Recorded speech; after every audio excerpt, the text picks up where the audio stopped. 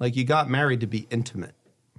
You know, and intimate isn't just what you do with the clothes off. Like intimacy is the ability to be yourself with another person.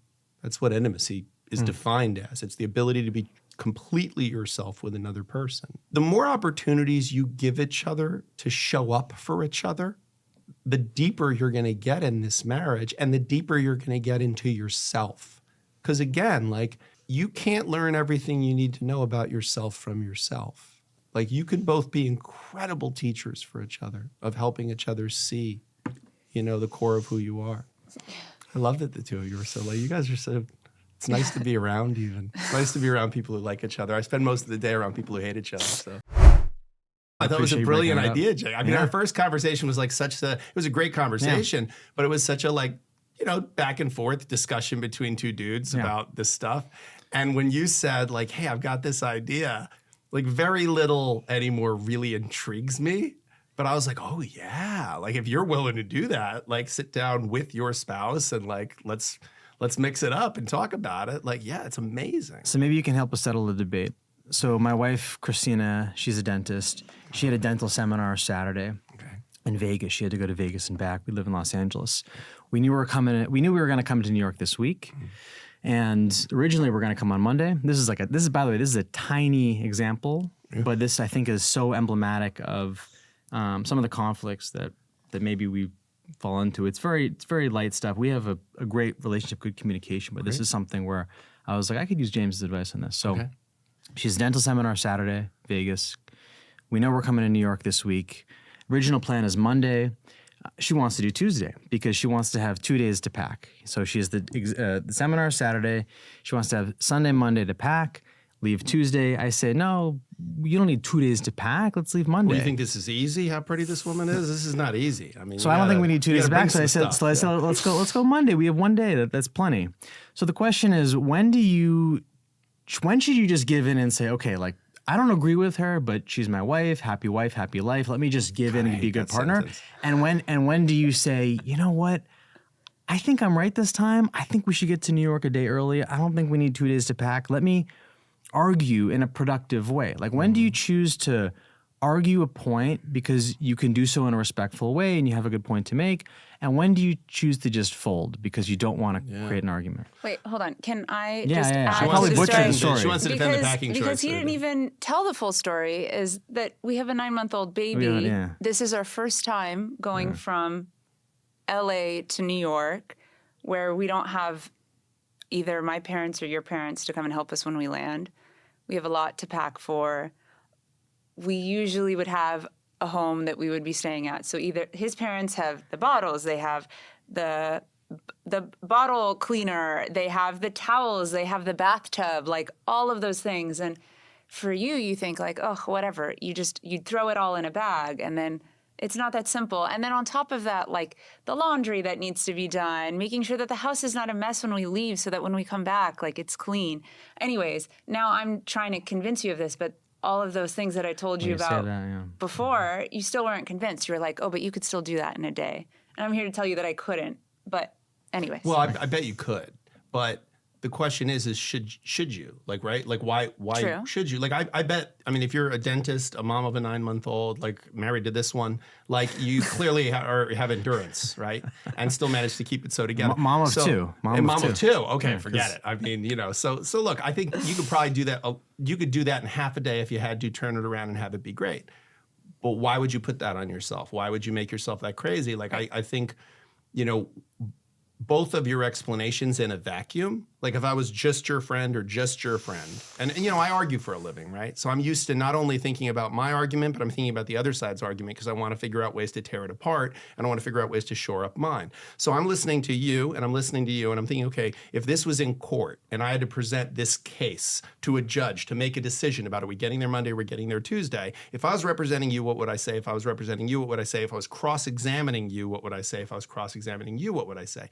And I actually think that's a really productive exercise for a person to do when they're thinking about like their own arguments. But your original question, I just want to get back to, which is like, when do you know when I should just like kind of, you know, what you're saying is like, what hill should I die on, right? Like what is something that's important enough to stand my ground. I think one of the important things about our relationship, about any relationship, is being able to get through disagreement. And like Totally.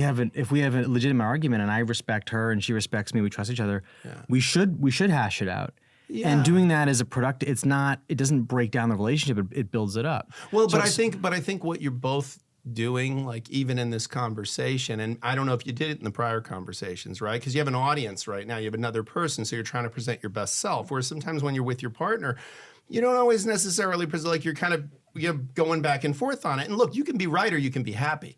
Like I would probably rather be happy than right. But I think fundamentally, neither of you is saying something crazy.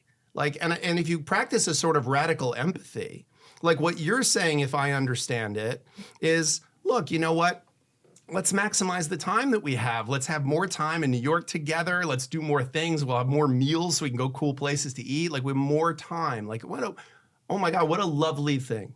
Like, you know, many women would love to have a spouse who is like, oh my God, I want to spend more time with you. Like, I can't wait for us to like be together and doing our thing and like in this new environment. And it's like so fun to do different stuff. Like, that's beautiful. That's lovely. If he was like, yeah, I don't care if we spend a day together, 3 days together, like whatever, it's all the same.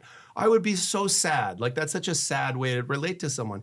And my God, man, like when she was describing like her reason for it, I was like, oh my God, can I live with you? Like, because she's doing the thing that I have to tell you, like I, as a man, I don't do either, which is she's actually thinking about, I want to clean the house before we leave. So when we come home, it's so nice to land in this nice house and there's a little food in the fridge and like things aren't apart. And so we can just get there and we're going to be tired and the time change and we're going to rest. And like, oh, like that's so lovely, right? Like you picked a good thing, man, to have a woman who thinks that way, who thinks ahead like that. Because by the way, that's for you too.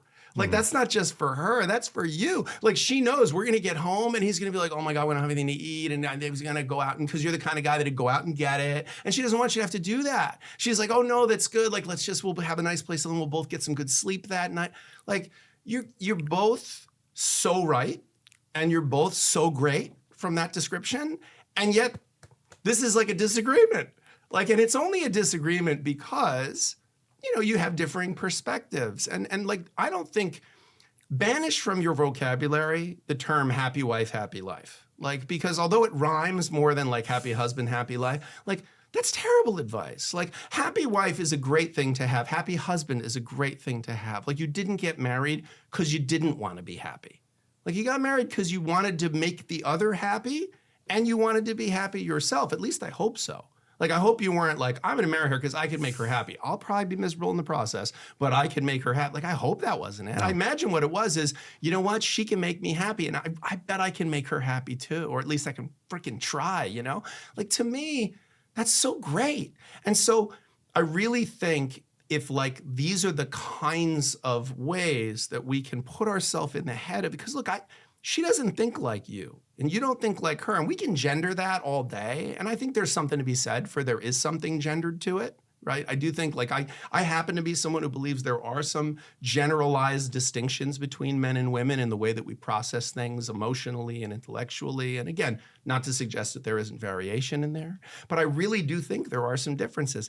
And to the extent that there are differences that are complementary like this. Like, yeah, we're going to sometimes, you know, we're going to miss each other a little bit because you don't get it, right? Mm-hmm. But think about what would have happened if in a non-defensive way, because like, so you're seeing it as positional, and I'm not criticizing you for that. I see things as positional too. Like, well, explain yourself. Why do you want to do it that way? And then, well, I would like to be right, you know? And that's okay to want to be right, because really what I think you want is to be understood.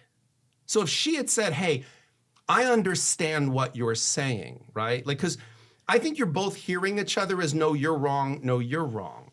And neither of you's wrong. Like, facts all come with points of view. And so the facts are what the facts are. Like, you know how much it takes to make it easy.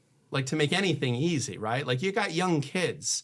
Like the bottles, the bed, the stuff. By the way, wait till you see in the future. It's so great. We got one young kid. When I said she's a mom of two, I was referring to myself. Oh, to you? Okay, good. I didn't know. All right. So so that is my kind of a second mom child. of two. Yeah, and she's doing a fine job of taking care of you. But having a 9-month-old, I have to tell you, I was just talking to someone the other day because my kids are 25 and 27, and I was saying to them, I remember the first time I got in a car, and I didn't need anything. Like none of them there was no like goldfish crackers and diapers and do I have this and I got to put them both in their boosters. Like the first time they both just got in the seat and put their seatbelt on and I was like, I'm free again. Like it hasn't been like this for years. Like there's so much in front of you and there's so much both of you probably do for your child, for each other, that it sounds like you don't.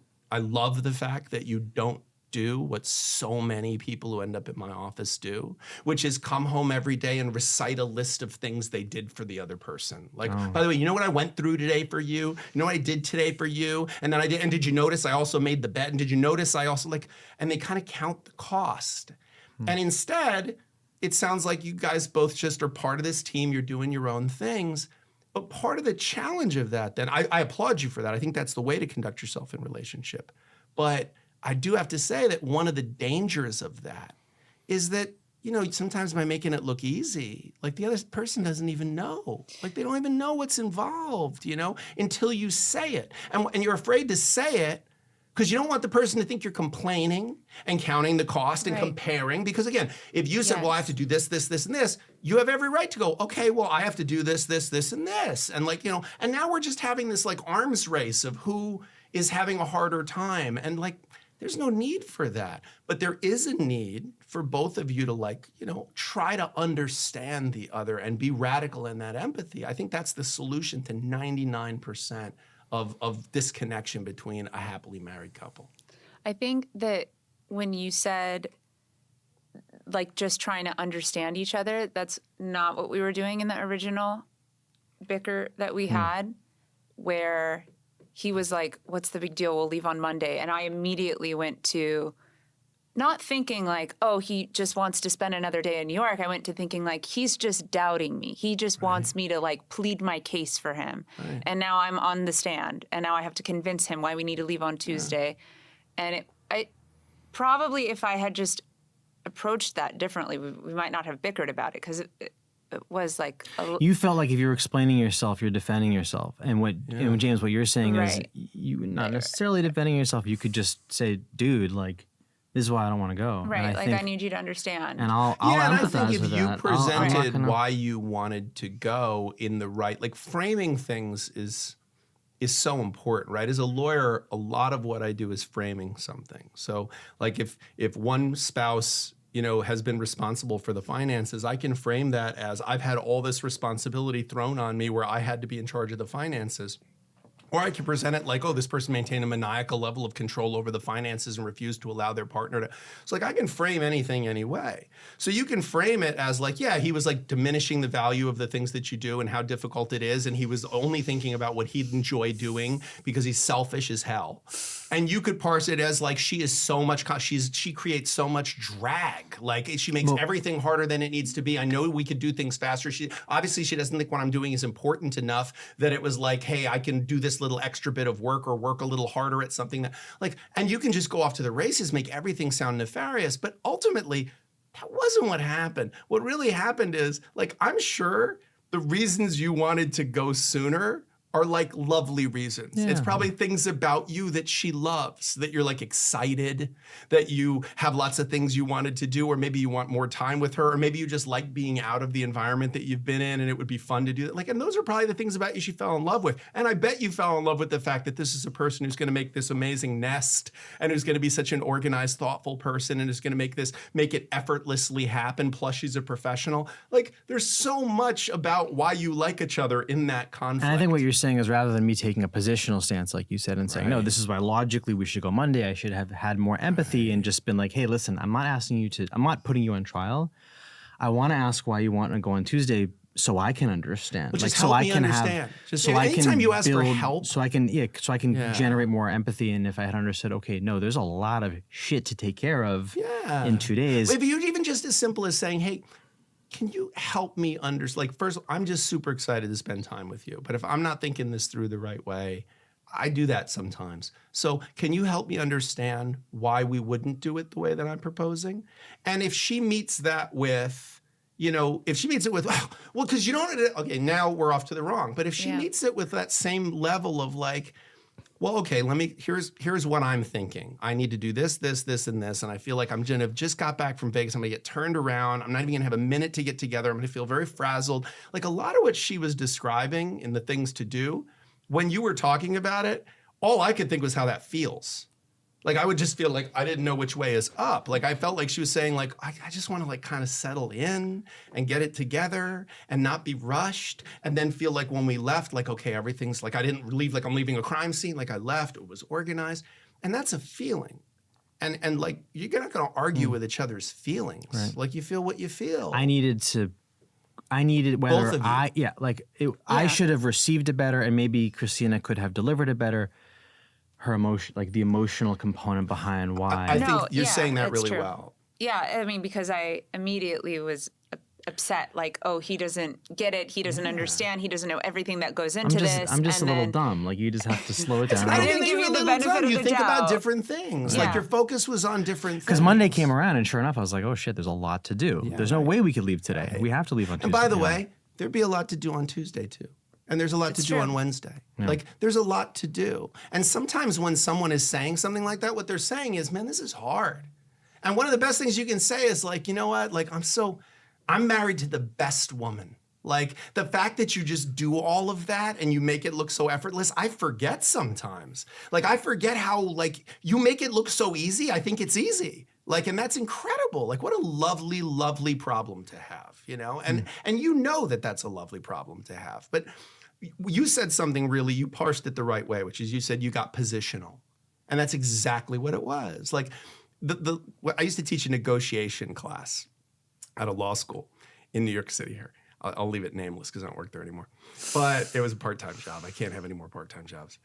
But one of the things I used to teach people is one of our first classes is I would talk about, I called it the problem of the lemon. So you've got two people and they both want the lemon and there's only one lemon. And so what's the best way to solve that problem? Give one of them an orange. No, you got one lemon. That's all you got. And they each want a lemon. What's the best way to solve the problem? Cut it.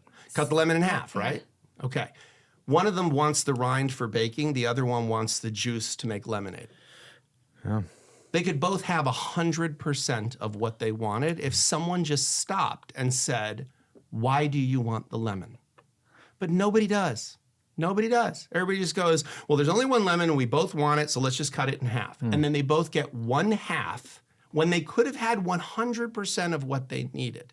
So if you can kind of, with any conflict, but this conflict's a fine example, right? Because it's not super emotionally charged, but it has some emotional charge behind it.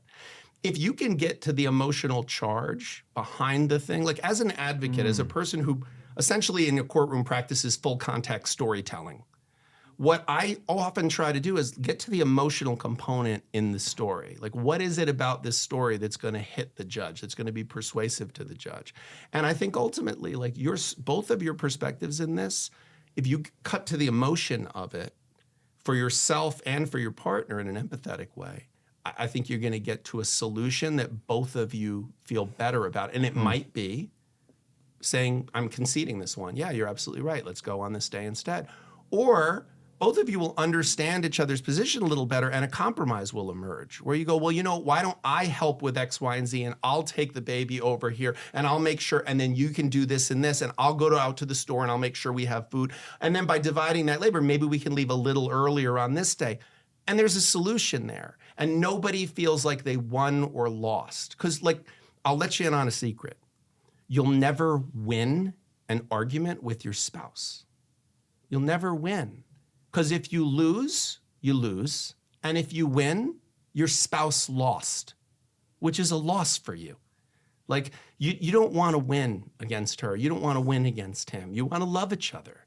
And so winning, losing, like making the other one feel like a loser is never a win in this situation. Like, this is not an adversarial relationship. So you don't want to win. You want to find a way for both of you to feel heard and good about the outcome, period. And your point is that it's about the emotion. Like, I think, and maybe it's my fault that I put Christina in the situation sometimes where I'm like, well, help me understand, like, why does it make sense to go on, this is such a silly example, but like to go on Monday? And so I'm putting her on the stand, and I think what I should really be asking her, or what I really want to hear from her, are not the reasons, but the emotion. Yeah, great. And if you said like I'm just overwhelmed, I have all this stuff to do, and I can empathize with that, because it's not about who has the more logical reason. It's about accommodating the person. And we had just spoken about something similar the other day about the need to. Can I talk about the bot? I'm gonna just every. I love so, he's getting permission. Yeah, But it's smart. No, it's good. It's good that you are. This is none of this. You can edit this down. Yeah. Everything's turned off. Don't worry. It's just us. Yeah, it's attorney-client privilege. By the end of this 2 hours, it's like, wait, we weren't recording. Yeah. The whole time. What about what? We had.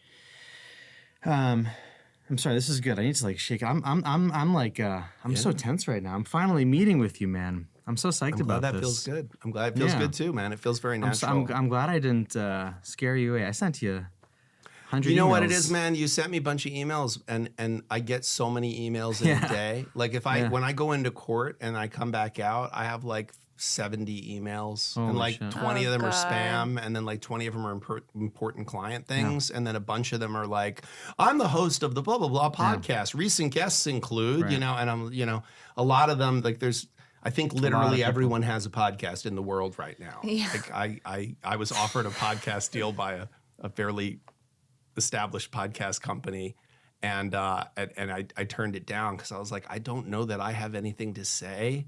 Like there's so many people saying so many things, and I don't know what I have to. I'm a good guest, but I'm happy being a guest.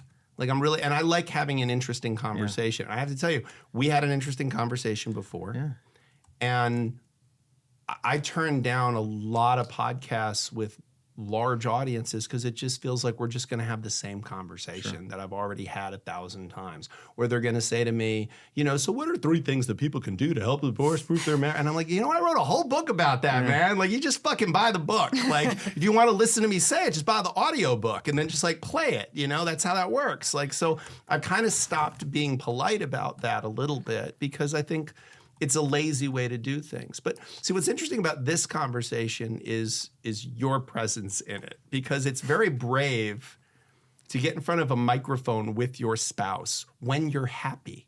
Like you're happy. You guys like each other. So that feels risky. But what the whole thing is when you're happy, being able to talk about what you might not be getting perfectly right. And man, does that feel uncomfortable, because you're like, dude, it's fine. It's fine. Yeah, okay, it's not great in this moment, but it's fine. Great.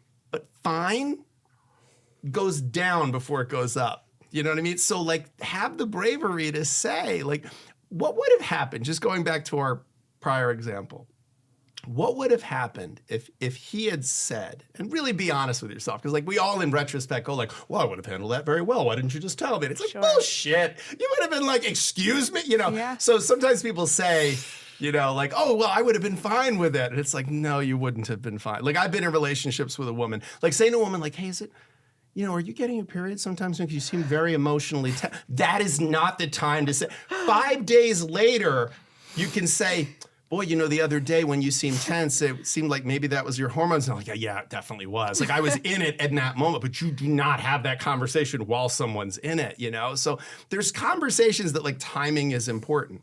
But if in that moment he had said like, what are you like when we talk about us leaving on Monday instead of Tuesday, like what is it? What are you feeling? What would you have said? If I'm being honest with myself, I probably would have been frustrated by the question, because it's like, am I not making it clear to you? Right. I'm feeling overwhelmed. Like, and you were touching on that earlier, that you don't want to make your spouse feel guilty. Right. It's not like I'm listing things now so that I can remind you everything that you're lacking. Right. Nothing like that. But when I get called into question about a decision that I've made, and I feel, to be honest, like, oh, I have the authority to make this decision and you have to listen to me because I'm the one who's going to have more work to do.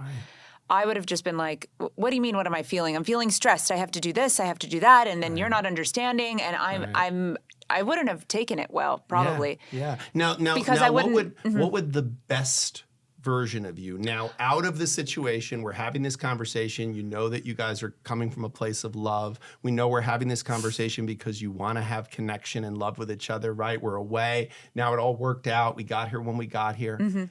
With benefit of hindsight, perfect you. What would perfect you have responded to that with? Perfect me would have said, my husband's just trying to understand me right now. Let me just. So what would you have said? You would have. It sounded like you said, "I'm feeling overwhelmed." Yeah, I'm feeling a little overwhelmed. I'm feeling turned around. Like I tried to hear in your conversation, but I don't want to put words in your mouth. That like, yeah, I'm feeling overwhelmed. I'm feeling like underappreciated for a second here because it feels like you're saying this is so easy, but like I think you don't know how hard it is, and then I feel stupid for not showing you that it is hard, and I feel like maybe I've created conditions where I'm not appreciated, and like that's a whole bunch of feelings. All of which it would do well for you to know because you would steer out of them. Because I don't think you don't like her. Like, I think you like her a lot, you know? And I don't think you want her to feel overwhelmed. I don't think you want her to feel unappreciated. I actually think the opposite. You want her to feel like life is easier, you know, because of you. And that you're a partner and want to help her. You want her to feel appreciated. You want her to feel seen. You want her to feel valued. And every one of those things, I hope you want him to feel too. So I really think sometimes it is, and I applaud you for having the honesty to say that like in that moment, I would have been frustrated if you asked me that question. But in fact, like it is the question that if you felt that he got all of that, like you wouldn't have felt as frustrated, like because you wouldn't have like for you to say to her like, oh babe, I get it, like oh my God, like yeah, you do so much and like whatever, like it's cool, like here's why I wanted to go a little early, like I'm nervous, I'm anxious, I really want this to go well, I what you're feeling about leaving, I'm feeling about getting there. I want to get there and get settled in and have a minute, like so both of you are so reasonable. Like what you're feeling is so reasonable and human. Neither of you is like, I just want to make you uncomfortable. That's why I want to go early, you know, or I don't want you to go early because I can make you not go early because I have that power over you and I can just fuck with you when I want to because you're stuck. Like that, neither of you is given that vibe. You're both given the vibe of like, you know, yeah, like I'm feeling something different than what you're feeling. But I know there's a solution to that if it's approached from a place of like of love and hearing the other person's perspective from love, you know? And the crux of this for me is just really trying to get to the feeling, like what you're feeling. Not like, oh, is her argument, you know, does it hold up logically? Right. It's like, I want you to be happy. But you were approaching it from logic, right? Like and in I the shouldn't moment. Be. I should you were not like, be. hey, well, give me the reasons why. Right. And then she has to defend those reasons. Right. I should not be doing that. Actually, I remember how the conversation went, is that I did give you the reasons, and then your reasons were like, well, I can do that. Right, you proceeded to you need to do take laundry? That like, part. oh, okay, so then in that case, yeah, I'll do the laundry on Monday. And then you did have a response for everything, and it just felt like, oh, okay, it doesn't matter what my arguments are. You just want to try and convince me to leave earlier. Right. I'm not going to be able to express to you that I don't want to. Anyways, that's how that conversation went. But I just have to get better at leaning into your emotion and like being available to, and I don't know when or how I became like that, but I should not be putting you on trial to create a case but for Jake, what. You're a product of a culture, and you're a product of an environment that we're of different generations, you and I, but trust me when I say, like, the male gender role hasn't changed that much in the United States. Like, when I was growing up, you could either be Richard Simmons or Clint Eastwood. Those were your two choices. There was nothing in between. There was no nuance. And I raised two sons, you know, who are now 25 and 27. How many times, I'm not even looking at your wife right now, how many times has your wife had a difficult day and called one of her female friends and just talked about the fact that like she had something frustrating happen or difficult happen, and her friend just like listened to her and was just there, and they just went like, oh man, that's so tough. You're doing so good. I'm so like, you know, like I know you're so hard on yourself, but you're doing so good. You're one of the best moms I know. You're one of the best people I know. Of course you'd right. How many times have you called a male friend and said, I'm just having such a hard time, man, and I'm just really, I'm going to tell you the answer is very few, very, very few, because men don't do that from a really young age. Go in a room with 200 high schoolers, 100 boys, 100 girls, and say to them that question. I had one of my best friends from high school. I sent him, when I graduated high school, I sent him this 3-paragraph text. Hey man, I loved, you know, all this time we spent together. It meant so much to me. I got so close to you. There's this time and this time and this time. And I hope we can stay close because you mean a lot to me. Blah, blah, blah, blah. 3 more paragraphs. And he responded with 2 words, you're gay. Yeah, yeah. What, my friend and I, who has a big emotional vocabulary like I do, like I would have responded to that with like an 8-page text of like, oh my God, man, I feel so like, because there are some men that I have an older sister, so I grew up around a lot of women, so I developed like the vocabulary of women. And it was really awful in grade school and high school because every guy was like, whatever, queer. And everybody, and the women like kind of didn't know what to do with me. And then I got to college. And I was broke. So like my favorite date would be like, oh, do you want to like go to the diner and we'll just like talk? And like girls were like, yes, you know. Now every woman I've ever dated laughs because like when their friends are like, yeah, I can't get my husband to talk. They're just like, wow, I do not have that problem. Like I can't get mine to shut the fuck up. But the truth is like in this situation, we're not accustomed to having that kind of emotional vocabulary. I'd like to think that I'm usually emotionally in tune with, I hope. I mean, I'll give you that, but I'll also do like the flip side of it, which is that you are good at being emotional with other people, being emotionally vulnerable with other people. You're not as good as my girlfriends or frankly my mom, like when I want to complain about something or I just want to bitch and they're not giving me solutions. They're not, like they're just like, yeah, that sucks. That situation sucks. The whole thing was terrible. When you've gotten much, much better at it. But sometimes when somebody wants to bitch or complain to you, you want to come up with a solution. You're good at being emotionally vulnerable with other people, but then maybe when, you know, it's time to just like let somebody be emotional with you, you kind of are just like, let me kind of solve the problem. And by the way, she's not trying to make you one of her girlfriends. She's not. She's going to get frustrated when you're not sometimes. And that's okay. But she's not trying to she would be miserable if you suddenly became one of her girlfriends. If you suddenly became her mom in the way that you interacted with her, she'd be very disappointed. She married you.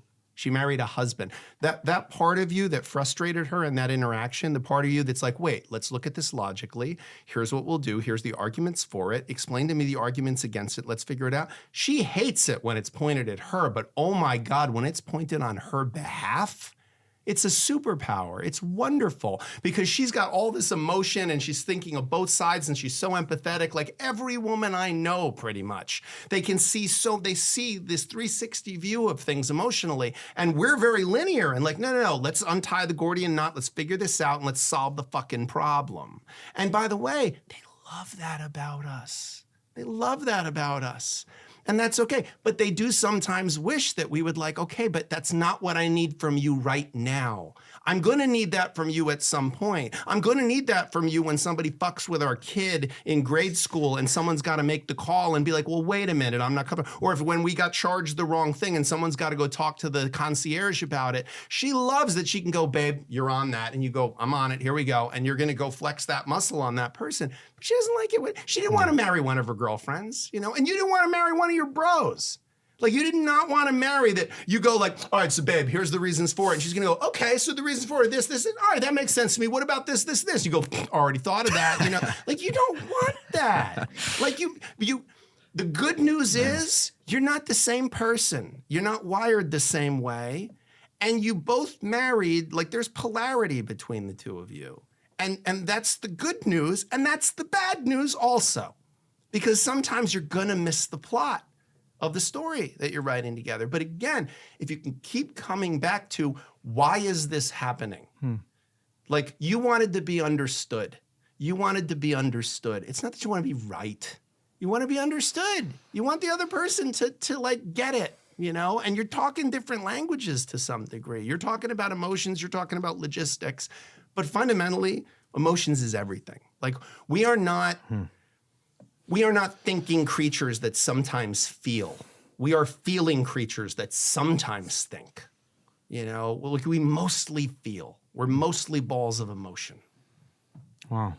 I will try to be more like empathetic and open to your feelings. I like that Jake's already trying to solve the problem. You see? Jake's like, all right, here's how I will solve this problem. It's not a problem. I feel it's not even a problem, but it's not even a problem. So I want to. It's just who you are. You're not broken, and you don't need to be fixed. She fell in love with you. She married you for a reason. I love that he can't even look at me. He's like looking down like this. Like, she's like, I'm talking to her about her emotional state, and she's looking at me. I'm talking to Jake about it, and he's like, okay, yeah, that's good. Let's move on to another question as quickly as possible, please. Like, and by the way, it's okay. We're not conditioned to be comfortable with that, you know, but that's a legitimately like real thing. Now, you're not broken. You're not doing it wrong. You're not doing marriage wrong. Like, she's not scolding you when she says, hey, you missed it. You missed it. You didn't give me exactly what I wanted in that moment. I promise you, you are going to disappoint her at some point. I promise you, he is going to disappoint you at some point. It's okay. You don't have to be perfect. You just have to be perfect for each other. And you don't have to be perfect to be perfect for each other. Wow. That's powerful, and I appreciate that. Yeah. I had an experience after my mom died, about like a year after she died. I was in this health food store that my mom used to go to pretty often. And I used to, every once in a while, like, I would go in there and she would go in there, and we didn't know that the other was there. And I would just run into her and I'd be like, hey, you? And she'd be like, oh, what are you doing? You know, and she'd been dead for like a year.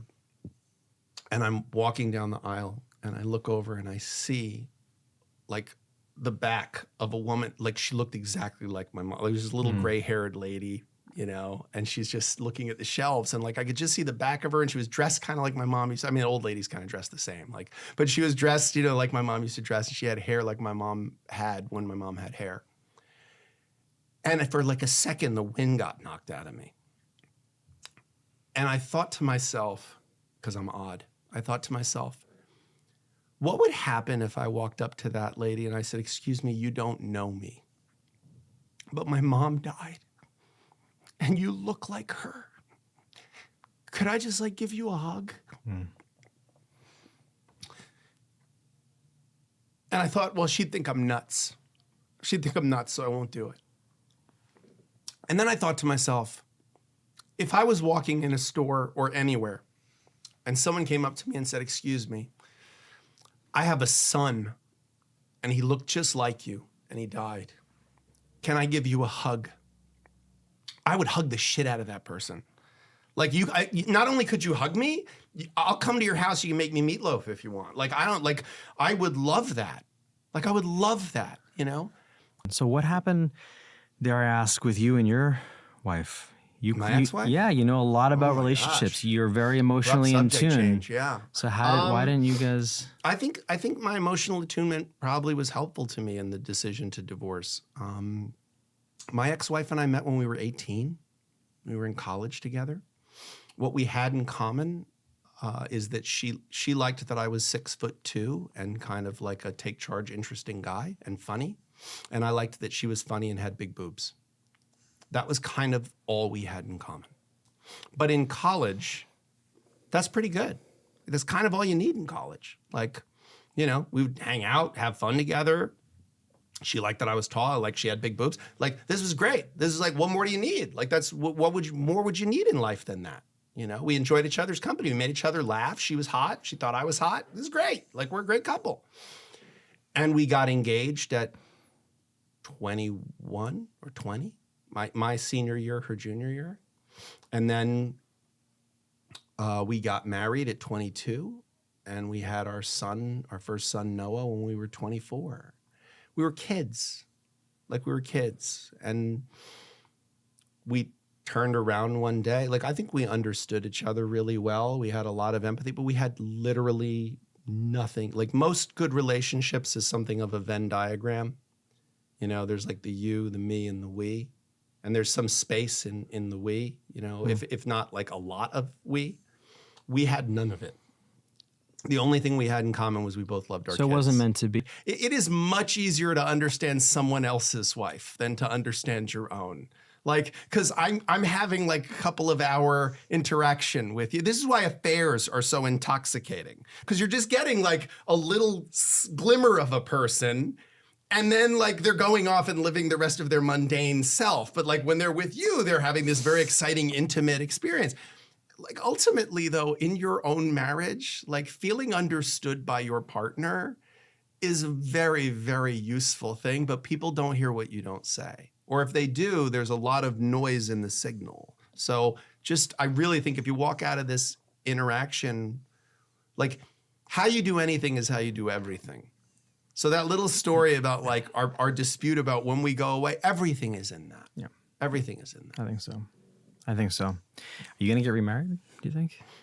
No, marriage to me is not a very interesting thing. I think marriage and love don't correlate. Yeah. I don't. Do you want to have another life partner? I have a great relationship. I'm in a relationship. Yeah. I'm very happy in my relationship. I'm with a wonderful woman who I love very much, and I feel very loved by. I feel very understood by. Why not get married? Why not?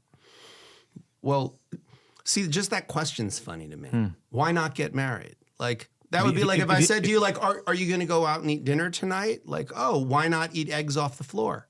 Like, well, no, wait, why would I eat eggs off the floor? Like, 56% of marriages end in divorce. I'm a guy who facilitates the demise of those unhappy marriages. I've been married. I found that it had very little to do with the success of the relationship, the fact that the government got involved.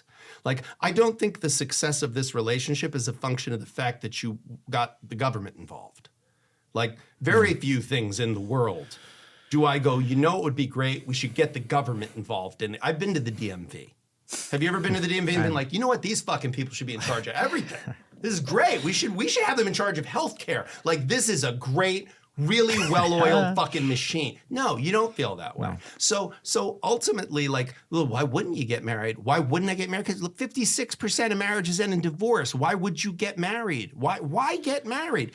And again, I'm not saying there's not a perfectly satisfactory answer to that question, because my parents won't shut up. It'll make them happy if I get married. Perfectly satisfactory answer. Yeah. You know, there's lots of we want the tax benefits of it. I want to be able to be on this person's insurance. Like, these are all good reasons. But for me, what is the problem to which marriage would be a solution? Love? I'm in love. I'm happy. Like, it's not broke. I don't need to fix it. I'm cool with that. If my partner was like, oh yeah, I really want to get married, then we could have that conversation. But we don't feel that way. So if we don't feel, and I've created space for like, no, tell me honestly if you feel that way. Like, but I just think it's not important. We didn't get a prenup. What do you think about that? I mean, listen, she's a dentist. You're a podcaster. She's got your, I do other stuff. I don't think fun. You know, I think I know how you feel about that. You have a prenup. You have a prenup. Oh, you do. The government wrote it. Oh. Yeah, the government.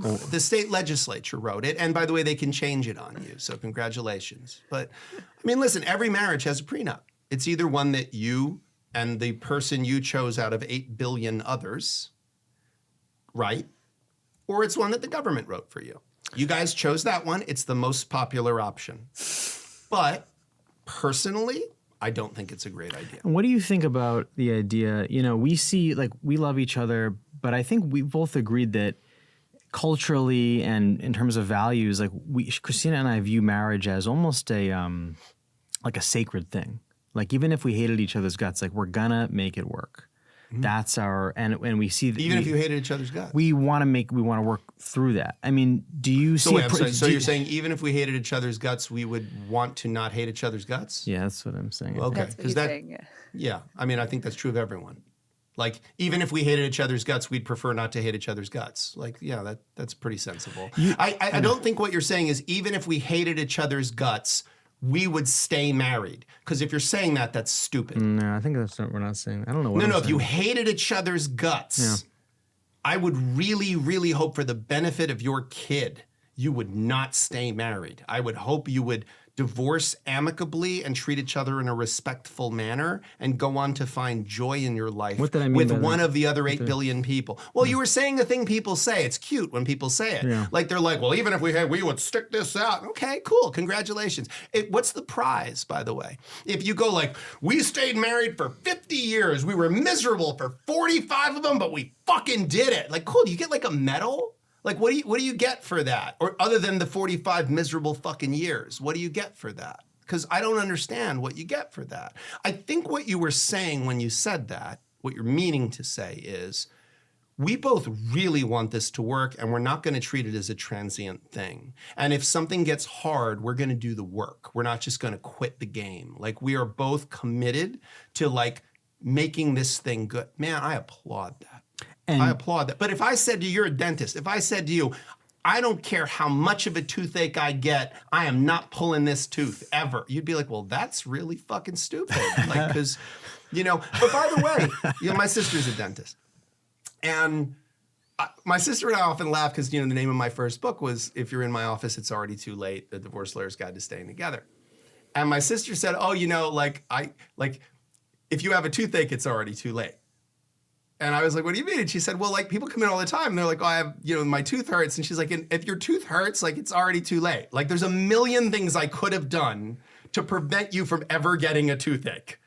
But you didn't do any of them. And you've waited until you have a toothache. And now it's like, here's what you need. You need a filling, you need a root canal, whatever it might be. So I think what you're saying when you say, like, hey, like, we really don't want to take this lightly. I hope what you're saying is, so we want to keep it good. Like, we want to make a priority of keeping it good. Because it's you both know, you're both fit people. It's a whole lot easier to maintain your weight than it is to gain a ton of weight and then try to lose it. Like, it's a whole lot easier to just try to keep. So if you let your marriage fall apart and then you try to fix it from the abysmal state you've got it in, that's much harder than just trying to keep it really good. And I get the impression what you just said is, we both want to keep this thing good because we both want to keep, like, we want to water the plant. Like, no one means to kill the plant. No one ever got a plant and was like, I'm going to kill the fucking plant. No, but people kill plants all the time because they just forget to water the plant. Why? Because it's just there all the time and you kind of forget to see it. You become blind to it because it's just sitting there. And then one day you turn around and it's dead because you didn't water the plant. Like, you got to water the plant. What does that mean in terms of marriage, watering the plant? Like, what is the one thing, if you to tell us? You tell me, what does it mean to water the plant? It means how does he water your plant? What's the way to water your plant? I'm sure you both have ways to water your plant. Like, ways to, like, what are little things you do every day that don't take very much time at all that keep things green, healthy, and happy? What are the little things that you do for I guarantee if I had you alone or you alone, and I said, when do you feel loved by her? Like, tell me some dumb little thing she does that you love. Some dumb little thing. Like I'm sure there's some sex ones, but I don't even mean the sex ones. I mean, like, a little dumb thing that she does that you really like. I'm sure, and vice versa. Like, I'm sure she's got them right at the top of her head. She already knows 3 of them. You're like kind of searching your brain because maybe you didn't exactly notice them in the moment. But I guarantee, and by the way, what a lovely exercise. Like, when you have dinner sometime or once a week, why wouldn't you just say, tell me 3 things I did this week that made you feel loved? And by the way, if the answer is, I can't think of one, fucking fix that. Fix that. I don't care how, like, we don't hate each other. We could kill each other, hate each other, and we'd still stay married. I don't fucking care what that means. If you can't think of 3 things he did this week that made you feel loved, you got a problem. Like, either you're too hard to please or you're not doing enough, right? Yeah. Like, I think you can make each other feel loved. Like, love is a verb. Love is an emotion, but it's also a verb. So think about, when do you feel loved? I bet it's dumb shit a lot of the time, by the way. Like, it's dumb. Like, oh, on Saturday when you, like, let me do the Peloton for 20 minutes and you took care of the baby for a little, like, that was so nice. I, like, really appreciate it. And then you didn't, like, even try to get credit for it. Like, you weren't like, oh, and I took care of the baby. Like, whatever, I'm making up something. But, like, these are the things that make people feel loved. You know? Yeah. It's Christina's constantly there for me. She's been there from day one, and it's a daily, it's a weekly thing, emotionally. Yeah. That's a big thing. But I'm even talking about little silly things that you do for each other that make you feel loved. She remembered to pack a toothbrush for you. Like, that's an act of love. Like, the fact that when you're walking down the street and she was by the curb, you kind of moved so that she wasn't by the side where the road is. Like unconsciously. Like you probably just did it unconsciously, and that makes her feel loved and protected. Like there's nothing like sharing that with each other. Like what a great exercise. What a lovely thing to do to remind you of why you're in this, like why you're doing this, you know, and how to do it better and better. Because you didn't get married to not make each other happy. Like you got married to make each other and yourselves happy.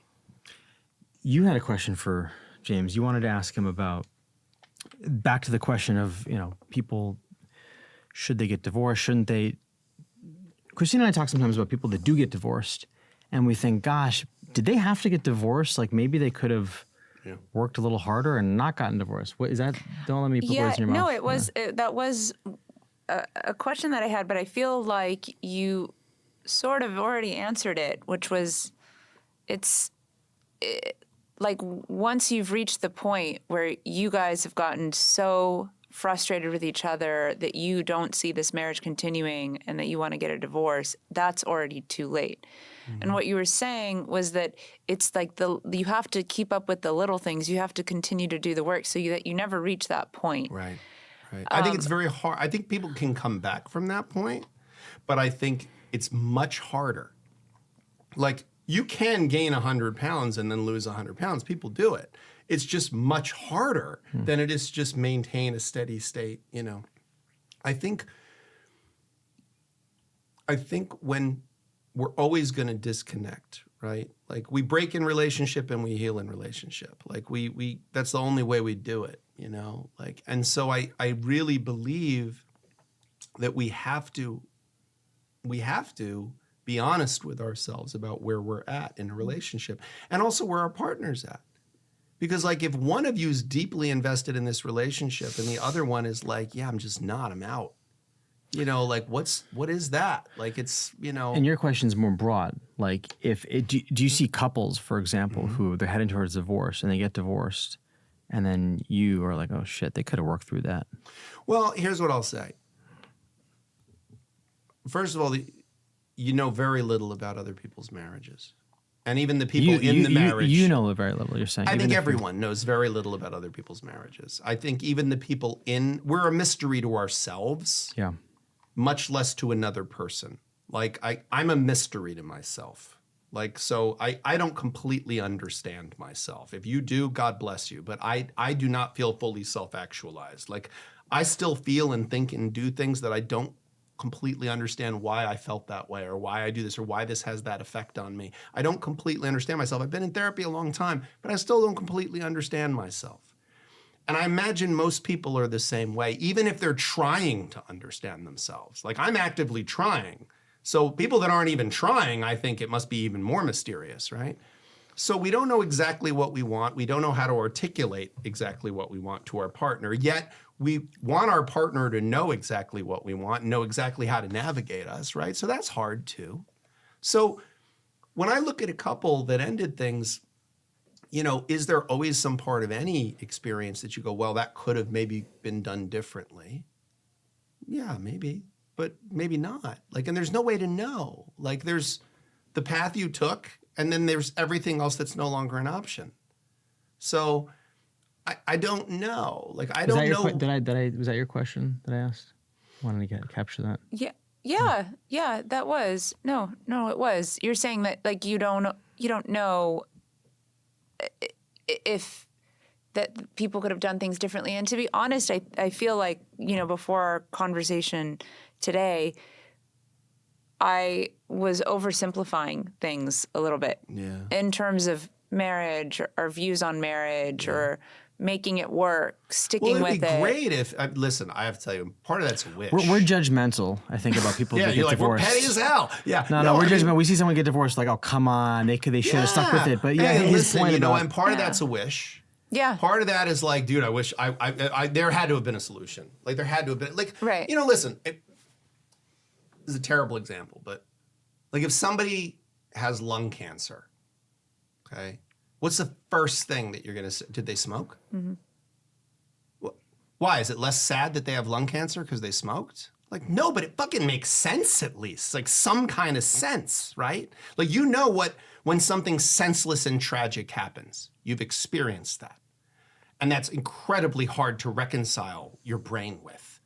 That like right now, unbelievably awful things are happening. Like God is killing moms and dogs. Why?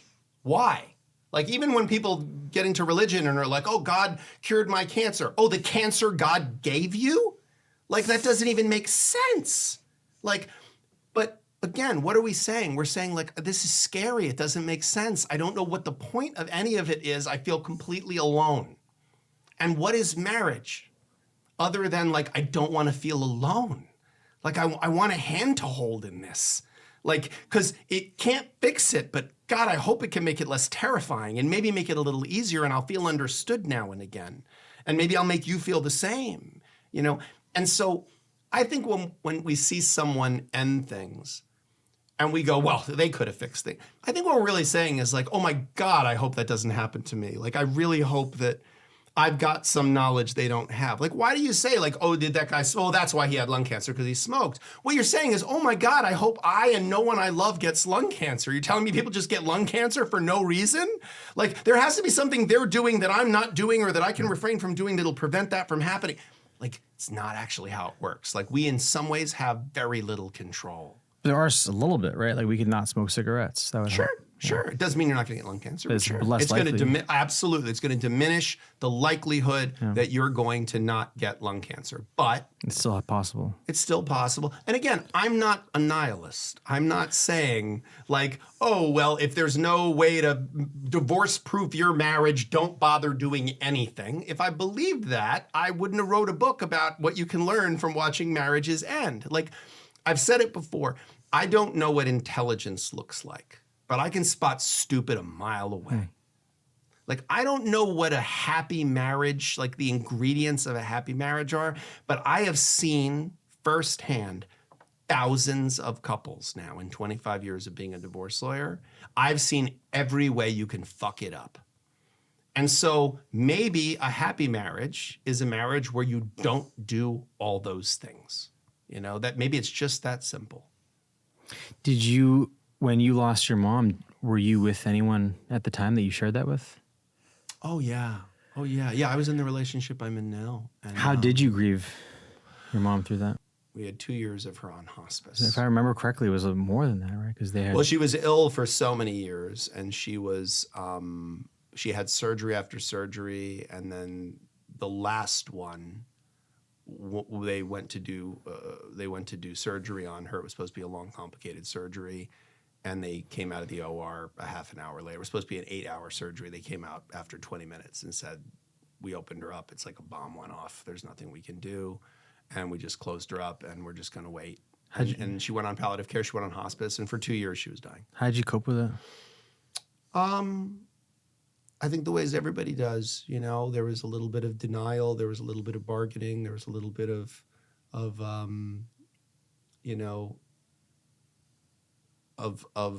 depression and sadness.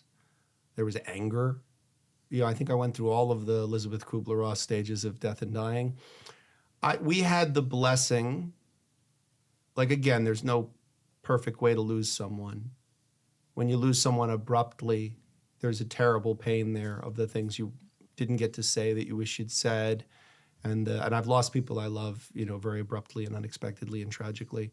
And you're haunted by so many things with that, but also you don't have this long, you know, like if I'm going to hurt you and I say to you, by the way, I'm going to hurt, like the fear of pain is almost as awful as the pain, you know? So watching someone you love like get terribly sick over tears and knowing that what's waiting at the other end of it is them dying is a uniquely awful kind of a thing. But it's also, we had so much time to talk about it with her and to process it as a family and get ready for it and kind of brace for the impact of what was coming. And so, you know, I was very blessed at that time in my life to be surrounded with people who gave me room to feel whatever it was I was feeling. And I had and continue to have a good therapist, and I was someone I could share that with, and I had and continue to have a good partner and good friends, and you know, and a lot of the work, you know, as someone who's grieved, like a lot of the work is when you're by yourself, you know. I do my best crying when I'm driving by myself. Really? Yeah, absolutely. What are you feeling when you're crying? It depends. I think crying for me is a release sometimes. Yesterday, I was missing my mom, and I was feeling sadness over the loss of her, and you know, crying helped me get that out a little bit. I think, you know, I think it's very normal and natural to cry. Most of the time, I cry. I don't cry from sadness. I cry from being overwhelmed with the beauty of something. Like what? Anything. I mean, you'll cry from beauty. You'll see something, and you'll see feel something, and it's beautiful, and it moves me. Like I think I got that from my mom. My mom used to, when I was a kid, my mom used to listen to music, and she would be like listening to a song, and like she would just start crying, and I understood that it was like that.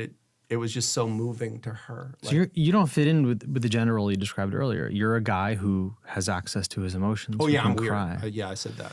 Yeah. That's why I'm an in-demand podcast guest. Because you can access your emotions. Well, and I'm also a really good divorce lawyer because I can like empathize and then weaponize the empathy. So. Oh boy. Yeah. And you got tattoos. Yeah. Well, that's yeah. So wow, and that's the last signs of a wayward youth. You know. Yeah. It's also my way of like doing like the bad boy thing. You know yeah. What I mean? Yeah. It's your look, man. Yeah, it's a vibe. You said people in New York, they I gotta like recognize you. to read the comments. You know. Yeah. I got a whole vibe going. Anyway. So I want to condense this, close this, not have to. I'm sorry if you see me looking at this. No, the it thing doesn't is, bother me. when you're Does he apologize this often? Is he always like, I'm sorry, I'm sorry, I'm sorry? A little like bit. this? A little bit. You don't have to. I don't know if it's a Yeah. Jewish thing. You know, like it really, you know what I mean? Like every Jewish friend I have does the like, I'm sorry that I'm like, well, dude, you're sorry I stepped on your foot. Why are you sorry I stepped on you? I'm sorry my foot was there. Okay, it's fine. Like Jewish guilt's a thing, man. It really is. Yeah, man. Yeah. I just want. You're doing great. Oh, thanks. You're doing this podcast great. Thank you. You're doing. I hope you don't mind. You're doing being a husband great. When I say Right. word He cutting, is doing great. hope you don't mind if I include some things. dude, is whatever. everything allowed Everything's to be allowed. included? There's nothing. 'Cause I'm like, I'm not an off limits guy. Because there's a certain power, at least for myself, when I say, okay, I'm let me take a break here. Yeah, and, cool. and then I feel I'm like down I'm with not that. being recorded. Yeah, but I you're still am. doing your thing. Yeah, no, I love And then that. that's when I can the be more best authentic. stuff. That's why. Because right now I feel like it's not recording, but so it is. so soft And so white what's- underbelly. Yeah. The By the way, first. can you, is all my audio good? I'm talking quietly. I'm kind of far away. Are we good? Where you're sitting right now, you haven't really been sitting there at all. I know, but when Yeah, I was now here and you- I was like, how do you cope? Could you hear that? Yeah, that's where you should be. So when Yeah, you that's lean your back sweet like spot. That's, Okay. That's not. Yeah, Okay, Chris. yeah. We're gonna do some ASMR. Oh yeah. No, soft white underbelly. The first time I did it, like. I just entered the room and Mark starts talking to me, and I didn't realize like he had all the cameras set up, and like we're just talking. Like that's why that video starts with me like saying something that I would never have said on camera. I was talking about how after I first got divorced, I went out and slept with a bunch of women, and I was like, oh yeah, I just like gorged on pussy, and I would never have said that. And that's the opening thing on something that's been viewed by 6 million people now, like including my significant other's parents. Nice. Like that is not. I did not want that to be the opening sentence. But Wow. like Mark just records, and you know. What's funny is it's better when you, what did I say to you when we started? I'm like, just forget any of it. Yeah. And you eventually kind of do. And then what I've found, what actually comes out is better because it's like real.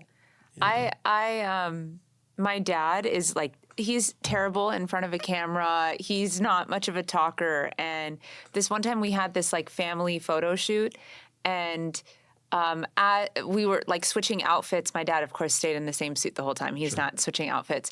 And then so like as my mom and I are like trying to change our outfit, blah, blah, blah, the photographer was capturing photos of my dad just like relaxing on the chair, chilling. Best and photos. it's the best photos I've ever seen of my dad. And the most authentic to him. And you'll never find another photo that like captures his like essence the way that did, because he wasn't Yeah. he wasn't He was posing. just But the being him. second that you tell him that we're about to take a picture, Yeah, the forget act it. of You're observing not something gonna, like changes the nature of it. And, Yeah. and like, it's funny because when I first did media, when my book first came out in 2018, the publisher gave me a publicist and they lined up some shows and things for me to do. And I remember like thinking, okay, like what would a lawyer say? Like what would a person who wrote a book say? And I was like trying to figure out like what would I say if I was doing an imitation of me? And then I was like, oh wait, I actually don't have to do, but like I did for like 2 years, I did media stuff, and that was what it was like. It was like me trying to like, and if you watch like old Steve Harvey appearances I did, it's very like used car salesman. Like I'm very like, well, it's really important sometimes to like, and it's like my whole demeanor is different.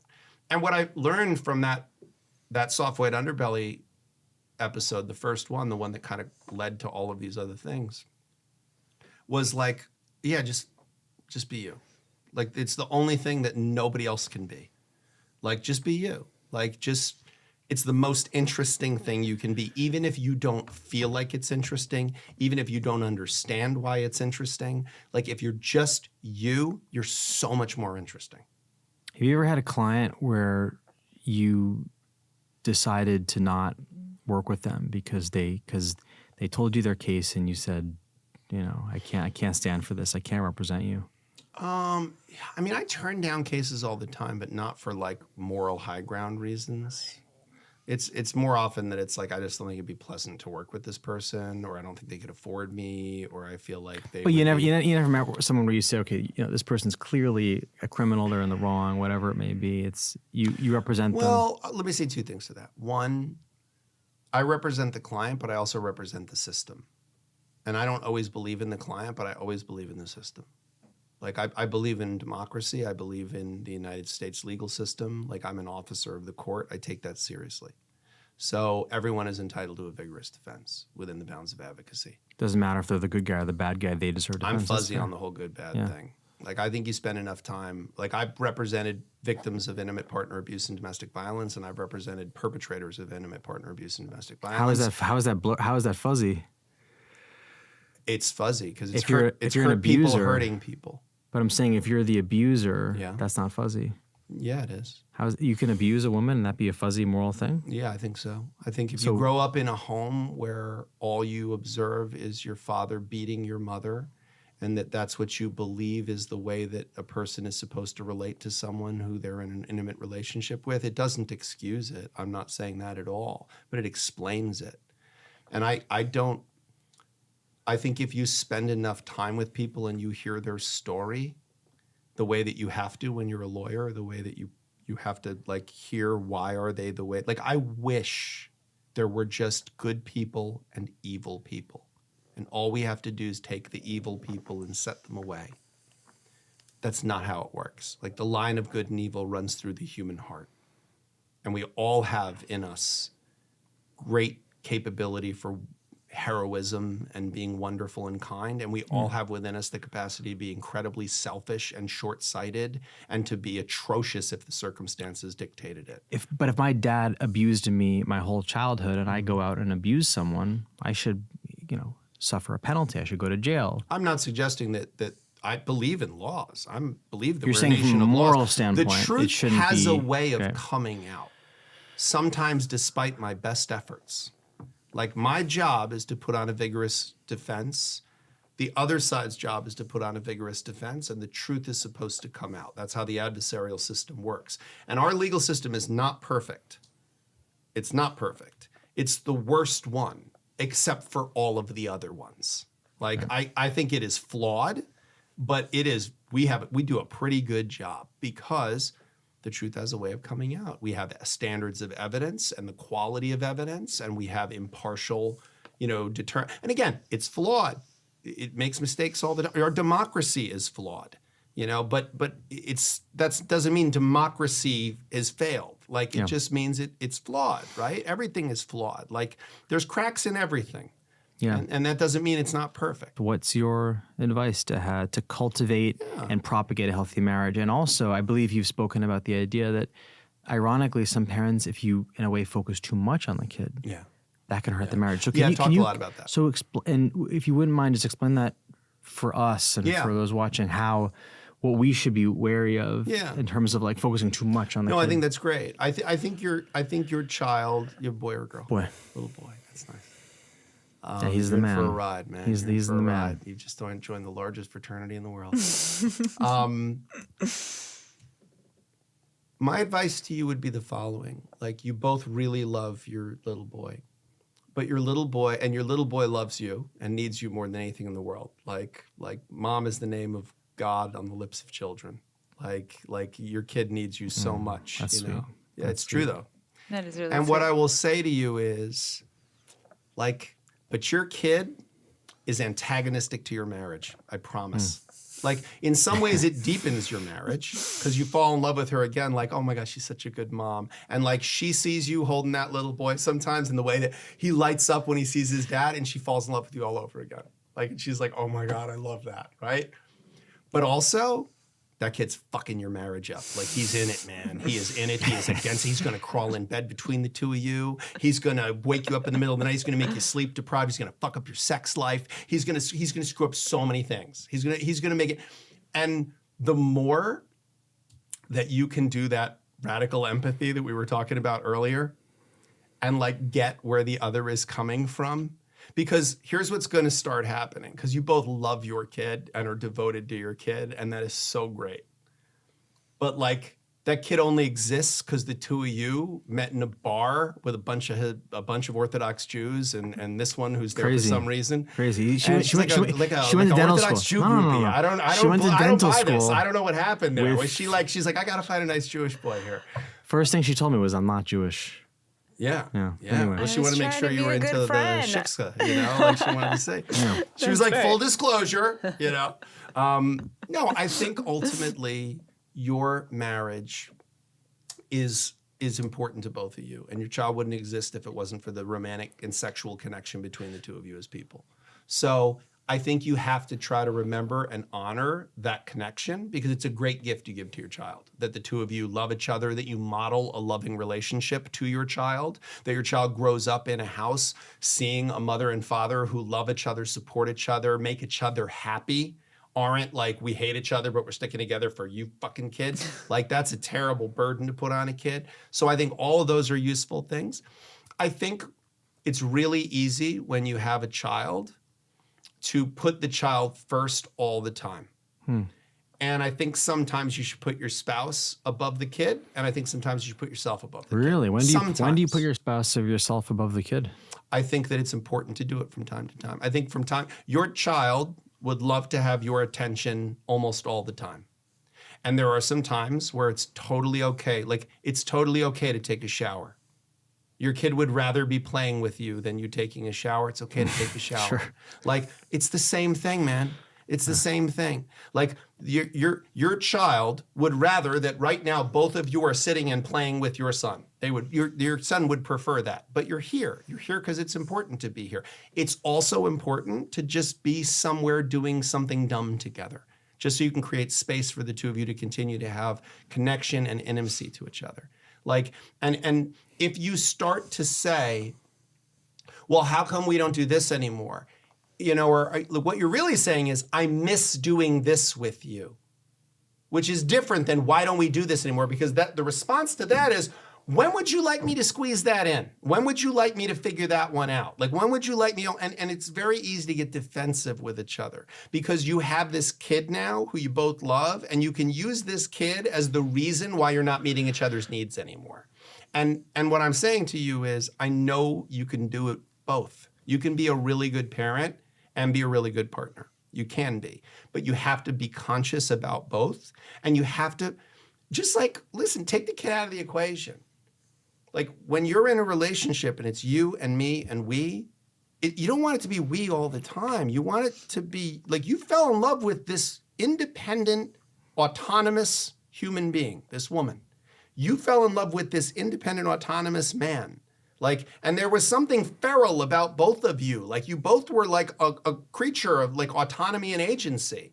And then you decided, let's come together and let's be together. Right, but you should still leave room to like be yourself and become yourself, whatever that looks like. And then still be interested and interesting to each other, because those are two different things. Like be interested in each other and be interesting to each other. Yeah, I thought I'd come up with that term until I heard Which term? Interested. He and says that interesting. a lot. Interested and interesting? Oh, really? I say it About a lot. wanting people to be like that. It's important. And actually, the first time I heard you say it was he was saying that in terms of dating, that to the person that you're on the date with, you want to be interested in them and you want to be interesting to them. You gotta at least be one, And it though. has to be... Some people are neither. You should try to be both. Yeah. I think you should should try to be both absolutely in try a to good be both. relationship. Yeah, and I think like she's a absolutely. mom, and that's awesome. She's a woman. That's awesome too. Like, and you got to feed both of those things, and you got to feed both of those things. Sure. Like, you want to be both of those things. Sure. Like, you don't just listen. You want to be a mom. It's great to be a mom. Being a mom is an all-consuming thing. You want to be a dad. It's great to be a dad. It's an all-consuming thing in some ways. It's maybe not always as all-consuming as being a mom, but it's definitely all-consuming. But you also should be a man. She fell in love with a man. You fell in love with a woman. Like, and that's a really lovely thing. And your kid, you're doing your child a service by loving your child's mom. You're doing your child a service by loving your child's dad. And I think that holding on to that is like an incredibly important thing. But sometimes it means, you know, the hardest part of parenting, I will tell you, as someone who's on the further end of the journey than you are, like experiencing your child's necessary pain is the hardest thing in the world. Like enjoy yourself now, because you got a bunch of years where you can solve almost any problem your kid has with a pack of M&Ms. But the first time they come home and they're like, Brian doesn't want to be my friend anymore at school. And you're like, oh shit, I can't solve that with M&Ms. Like, I don't know how to make another person feel a particular way about you that's actually a productive way. Like, you could give him a pack, you give Brian a pack of M&Ms, but I know that's not a good way to get Brian to like you. Like, oh shit, like you're starting to have problems I can't solve. And so I just have to like sit with that. I just have to like, and by the way, like that's okay. Like kids are anti-fragile, like they get stronger when they hit adversity. Like too much adversity is bad, but like they need some adversity in order to grow and to build. So like some of that is like, let your kid be a little uncomfortable sometimes so that you can feed yourself and feed your marriage. It's gonna be tough, That's gonna be so hard for me. Yeah. I'm gonna really struggle with the day that my kid comes home and they have a problem that I can't solve for them. It means we're gonna beat up the other. It means we're gonna beat up the other kid. That's what you got to do. Problem. Yeah. You just you go after the kid, you beat the kid up. Trust me, I have some stories that. Tell us one. All right, I'll tell you one. So my kid came home. He was probably like 12 years old, something like that, and he was crying, and I said, "What happened?" And he said, it was a weekday. I was home early for some reason, which is a rare thing. And he said, "Oh, this kid Jake, he took my money." His name was Jake, and he said, he took like I had like $10 and he took the money and and he and I went like, okay, and what did you do? He's like, well, he's like with his friends and he's like a lacrosse kid and he's like a little tough, and I was like, okay. I was like, okay, hold on. And I went in the other room and I had on just a t-shirt, and like with a t-shirt on I look like a psycho because I have full sleeves, And I was like, all right, let's go. And he's like, wait, no, Dad. I'm like, nope, we're going, let's go. And we walked into town and I see this group of kids. I go, which one's Jake? And he goes, I don't want to And I just walk up to this kid. I go, which one are you, Jake? And he goes, yeah. And I go, okay, how you doing? And I put my hand on his shoulder. I didn't hurt him. I put my hand on his shoulder. I said, yeah, I'm Noah's dad. I said, Noah said that he dropped some money and that you found it. And he goes, no, I didn't. I said, Noah said that he dropped some money and you found it, so you can give it back to him now. And all of a sudden, like another adult walks by and he apparently knew this kid. And he goes, Jake, is everything okay? And I looked over and I went, yeah, Jake's fine. Noah dropped some money and Jake found it. And he goes, oh, okay. And he walks away. And Jake was like, oh, yeah. And he hands him the money. And I was like, thanks, Jake. Good to see you. And I like walked away. But all I can imagine is there's some kid, Jake, if you're watching, like if you're, I'm not sorry. Fuck you. But you brought that on yourself. I hope you have a kid by now, probably. And now you understand what a little prick you were. But it felt really good, actually. It felt really good to do it because it felt really like, I scared the shit. I mean, this kid was just like all of a sudden this fucking tattooed serial killer looking dude is like walking up to him and like, he's like, oh my God, this guy's going to hurt me. Wow.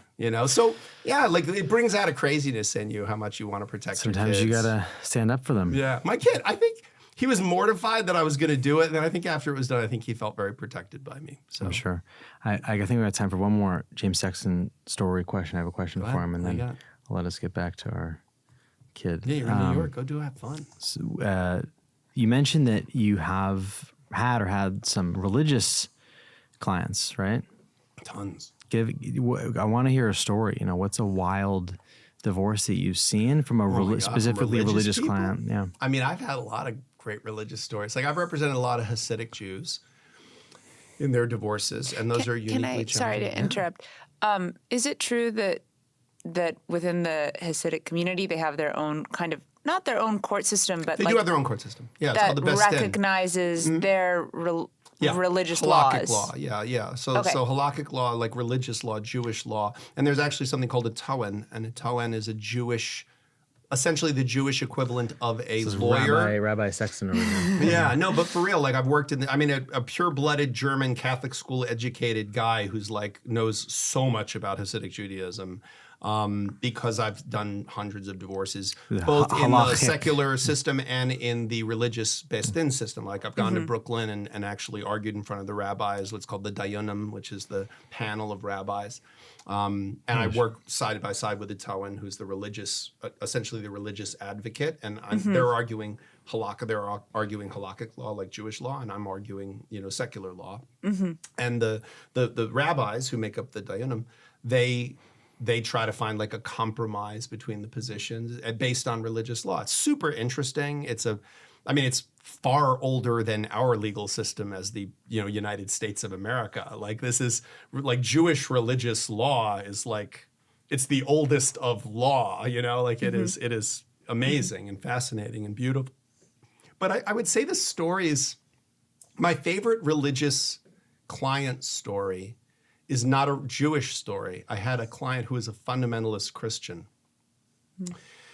And we negotiated, he had a lot of money, and we negotiated. Wait, sorry, but to her point, so how do you work around or within the context of that court system? You work within the court system. Yeah, you work within it. Like I'm a lawyer for those people. What's interesting is I once had a conversation with a Hasidic client of mine, and I said, why do you guys keep hiring me? Like, why are you like, there are a few Jewish lawyers. I don't know if you've noticed. Like, it's like there's a few Jewish dentists too. Like, this is, like if you're like, Jewish construction workers, I don't know how many of those there are. But there are a lot of Jewish lawyers, a lot of Jewish doctors. Like, it's, like this is a culture, even within the United States, that values education, that, like there's a lot to that. There's a lot to a culture that produces, certain ways of approaching professional life and study and things like that. Absolutely. So I think, I said to this client, why do you guys keep hiring me? And in the Hasidic Jewish community, what's interesting is I have an excuse for not being a good Jew because I'm not Jewish. That's funny. Whereas a Jewish lawyer who is not properly Jewish in their eyes has no excuse except that they're rejecting the true faith. So I'm actually more acceptable to them. Because you can bend. Because I'm not rejecting Judaism. I can't be Jewish. My mother wasn't Jewish. So under their eyes, I can't be Jewish. So very quickly, my favorite religious client story is I had a client who was a fundamentalist Christian, Bible-believing fundamentalist Christian. And we worked very hard to negotiate a really complex and favorable resolution to his divorce. He had a huge marital estate. We put this great deal together. And so we were going into court just to do what's called a voir dire or allocution, which is where you say to both parties, you understand the deal, you accept the deal, you understand you had a right to go to trial, you're waiving that, you're not under the influence of any drugs or alcohol, okay, go in peace. Like, we're done. It's the way you finalize a case. So after this long battle back and forth, we got this case done. We show up that morning. He says to me, Jim, God spoke to me late last night, and he told me that I should not take this settlement. I said, listen, man, we negotiated this over the last whatever months. This is a great deal. You have a tremendous amount of risk if we don't. Like, we told the judge the case is settled. He said, Jim, I'm sorry. I prayed on it, and God spoke to me, and he said, that I should not take the deal. So we blew up the settlement. We ended up doing the trial that day. Ultimately, it ended up worse for him. Like, we were correct. He should have taken the deal. But I got back to the office, and my longtime law partner, Colin, was there. I said to him, oh my God, you're not gonna believe what happened. And I tell him the story. He goes to me, Jim, you handled that all wrong. I said, what do you mean? He said, what you should have said is, what time did you talk to God? And if he said, well, like 3 o'clock, be like, okay, here's what's funny. At about 4:30, I talked to God. And he said, Jim, my son in whom I am well pleased, how I clove into thee and my beloved, go forth and spread the faith. Also, if you see Brian today, tell him forget what I said yesterday. I was thinking about it, and he really should just take the fucking deal. And he couldn't disprove that any more than I could disprove what he had said about it. So it would have been the better way to handle it. So that was my favorite religious client story, because if I ever get the occasion to do that again, I'm definitely going to handle it that to way. tie it all back to what you said earlier, though, at the end of the day, it's because he emotionally feels like, that's Yeah. what, like Yeah, he ain't gonna convince the guy what God told him, right? But right, you're not. You're good, not. And so getting to the core of like, what's that really about? But religion, like, see, matters of faith, what's very interesting to me about matters of faith are like matters of emotion. Like if I always ask someone, like if someone says something to me, like about they believe, and I go, what would you accept as proof that that isn't true? If the answer is nothing, then we're arguing faith. We're not arguing logic. So like emotion, like I'm sad. No, you're not. Yes, I am. Like there's no way you could prove to me that I'm not, So there's certain things like it's not worth arguing over. And I argue for a living. I get paid to argue, but I realize the limitations of argument. Yeah. Thanks so much, man. Oh, it was so fun. Great. I'm so glad we did awesome. it, man. Thank you. I really appreciate it. Yeah, I really enjoyed the conversation. No, it's such a pleasure to meet you. And I really, like I said, I'll tell you as a closing note, when I was a young father, maybe my kids were like 9 and 10, I'd been divorced for a couple of years, and I had a challenging father. And my best friend, Avram, he was a divorced father also, and he had a 6 or 7-year-old. And we were sitting around together one day, and we were talking, and I said, man, like I'm so worried I'm not a good dad, And he was like, yeah, I'm really worried. Like, I'm not a good dad either, and I worry that I work too much. I worry that I worry too much. And I was like, yeah, I worry that I'm this and that. And then we both sort of paused for a second. And I said, do you think our fathers ever worried if they're good fathers? And he was like, no way. Never even crossed their mind. I'm like, so maybe the fact that, like, we're worried that we're not good fathers is a sign that we're good fathers. And I think you're both worried a little bit that you're like not doing the best job you could do as a husband or as a wife. And just the fact that you're worried about that is something to be so proud of. Like, it's such a great thing. And it's something that you're doing right. Because just the fact that you want to be is such a thing, like it's such a thing to be grateful for, that like you want to be better at this. Like, and I admire you both for it. And that is the thing, that desire to be better at this is the thing that'll keep you out of my office anyway. Wow. So good luck with it. I wish you more than luck.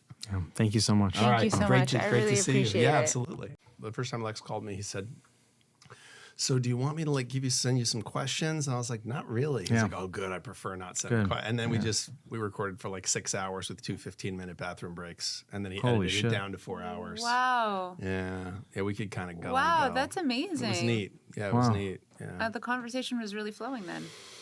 Yeah, that or I talk a lot. I don't know, one of the two. But, yeah. I think that there's a little bit of both, but that's why like people enjoy listening to you. Yeah, I still haven't figured out why people enjoy listening to me. And then You just pull in towards the table so you're like right up on the mic. you want to get that like really, you get that great sound when you. I mean, this is the main. This has to be. She's the main. star of the show. She's the best looking one out of the three of us. Oh, So boy. that's not. We're not setting the bar that high, but I mean, boy. No, I you would even if disagree. it was higher. I Yeah. disagree, but He's thank clearly you. playing above the rim. I've told him that before. So. Yeah, exactly. Yeah.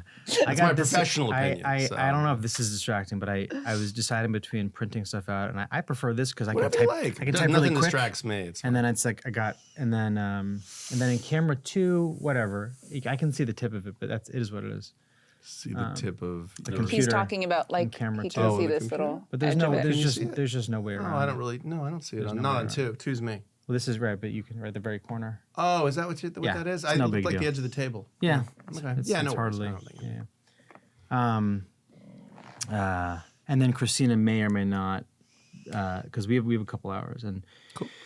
she might dip after I don't know. halfway. Whatever. I'm just not as smooth. I don't know. We'll see. We might, Maybe. because we might do like first half this, and then Yeah. this, and this. You'd and be this. see. surprised how fast. And then, and All I think, right, we'll and I see. think, No, but like legit, I've done some where like, well, how long was that? Was that about an hour? And they're like, that was 2.5 hours. I'm like, oh shit. Okay. No, it's very possible. It's very all right, possible. we're rolling.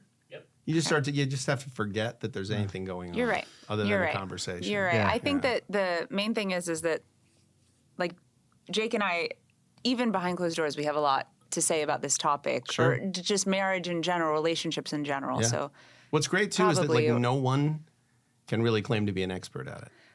Like anytime anybody says to me, it's like, oh, well, you're a relationship expert. I was like, yeah, no, I'm an ex-wife. Like she'll tell you I'm not, like, and like I have ex-girlfriends and they'll tell you I'm not. And I don't think any of us are, I mean, maybe you could find some couple that's like 100 years old and they were married for 70 of it and they were super happy the whole time and never had any issues. I don't Yeah. think that person exists. I don't. But maybe those people would be qualified to give it. But everybody else, it's like, we're just kind of, we all like start out with a lot of ideas of what it's going to be and what a lot of theories of how we're going to be as a spouse, as a parent, as any of those things. And then like reality just punches you in the face and then you're kind of making it up as you go along. And you still, like I still sometimes even in court, I've been a lawyer 25 years. I still sometimes in court go like, someone will ask a question. I'm like, oh, me? Oh, okay. I'm answering. Okay. Yeah. No, yeah, that's a good question. And I find myself thinking like, oh my God, I feel like I'm wearing my dad's suit, Because you still don't feel like you're a lawyer. Well, I mean, I think I like to think I feel like, it's not even, I feel like I know I don't know everything. Like I know I can't learn everything I need to know about myself from myself, right? Yeah. Like that's the best reason to be married to some degree is that like you can't see your blind spots. Like she can see your blind spots. Yeah. You can see her blind spots. But if she could see them, they wouldn't be blind spots. So.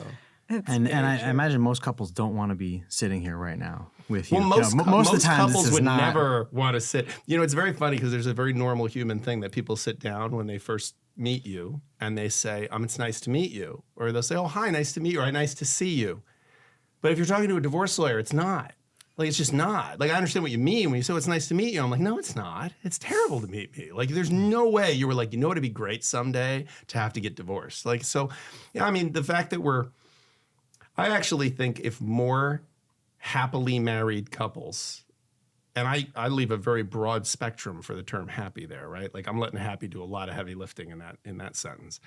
But I think if more happily married couples like sat down with a divorce lawyer and talked about, what have they seen go wrong in a marriage? And here's the stuff we're dealing with. How does that sound? Is that the kind of thing people end up in your office with? Or what does that eventually metastasize into? Like, I think it'd be a very healthy exercise. And that's exactly why we're here today.